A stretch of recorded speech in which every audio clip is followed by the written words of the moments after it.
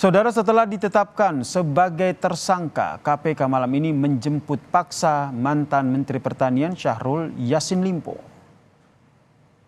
Mantan Menteri Pertanian Syahrul Yassin Limpo tiba di gedung KPK pada pukul 19.26 waktu Indonesia Barat. Sebelumnya, Syahrul Yassin Limpo dijadwalkan menjalani pemeriksaan KPK Rabu kemarin, namun Syahrul meminta penjadwalan ulang karena ingin menjenguk ibunya yang sedang sakit di Makassar, Sulawesi Selatan.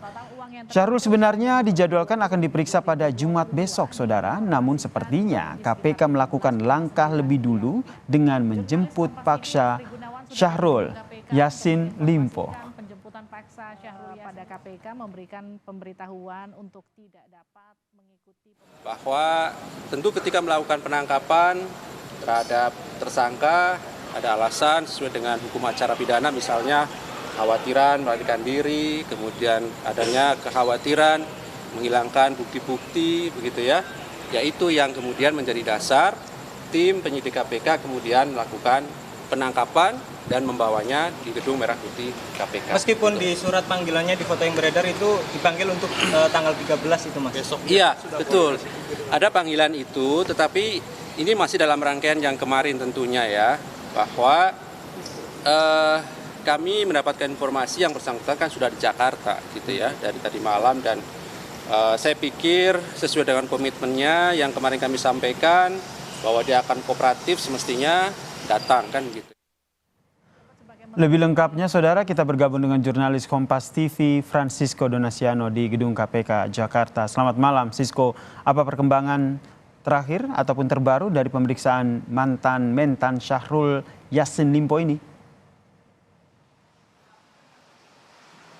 Ya, setelah dijemput paksa dan juga dibawa ke KPK, Yasir dan juga saudara pada setidaknya pukul 19.20 waktu Indonesia Barat, kemudian menyusul tim kuasa hukum tadi juga datang 1 jam kemudian seperti itu ke Gedung Merah Putih KPK.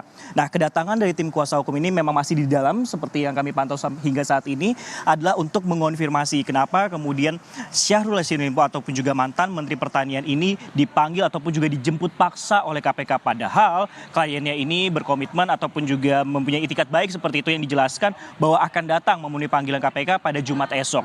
Dan memang kalau dijelaskan ataupun juga dipaparkan seperti itu setelah dilakukan penangkapan ataupun juga penjemputan paksa yang dilakukan oleh KPK, Kepala Bagian Pemberitaan KPK itu Ali Fikri menjelaskan ada sejumlah alasan tertentu yang menjadikan penyidik ini melakukan penangkapan ataupun juga penjemputan paksa. Nah, kalau kita lihat ataupun juga kami pantau, Yasir dan juga saudara, sebenarnya kalau tim kuasa hukum ini menilai bahwa ada alasan kemanusiaan sehingga pada yang semestinya pada tanggal 11 Oktober lalu dilakukan pemeriksaan dalam kapasitasnya sebagai tersangka, ini datang seperti itu, namun karena harus menjenguk ibunya yang berada di Makassar yang sakit sehingga kedatangan dari mantan Menteri Pertanian ini harus diundur seperti itu.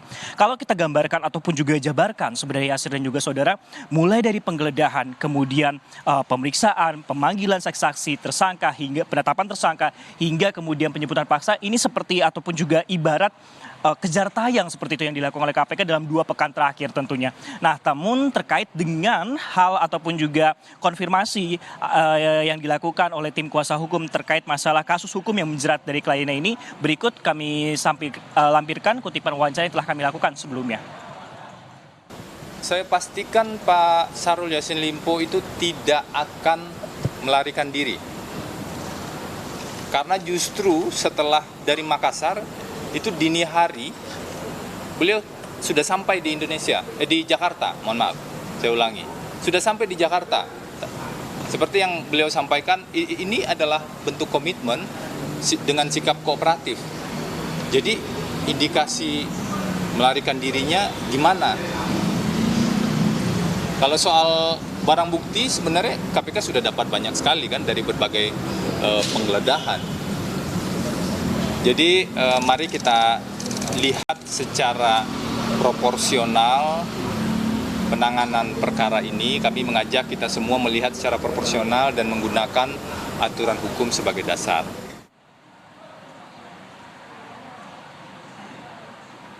Yang menjadi pertanyaan berikutnya sebenarnya Yasir dan juga saudara, bagaimana apakah langsung dilakukan penahanan seperti itu, mengingat bahwa kemarin KPK telah melakukan konferensi pers terhadap kasus kemudian pusaran korupsi yang berada di Kementerian Pertanian ini, bahwa sebelumnya untuk Sekjen Kementerian Pertanian Republik Indonesia yaitu Kasdi Subagiono ini kemudian dilakukan penahanan selama 20 hari ke depan. Nah, sedikit mereview kasus dengan adanya penetapan tersangka ini dan juga rangkaian kronologi ini menjadi terang sebenarnya kalau kita sebelumnya ini masih menduga-duga klasternya terkait masalah pemerasan jabatan, gratifikasi dan tindak pidana pencucian uang.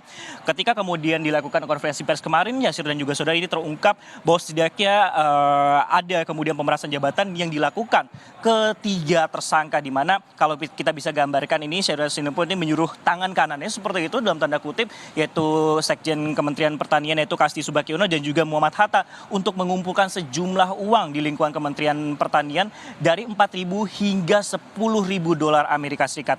Dan kemudian total jumlah uang yang disampaikan ataupun juga yang dinikmati bersama-sama ini sebesar 13,9 miliar rupiah. Cukup menarik bahwa sejumlah uang kemudian didapatkan ini disinyalir ataupun juga digunakan untuk pembiayaan atau kehidupan pribadi sehari-hari, mulai dari mencicil kartu kredit hingga untuk pembelian mobil mewah. Kembali ke Anda, Yasir. Terima kasih jurnalis Kompas TV Francisco Donasiano atas informasinya dari Gedung KPK Jakarta.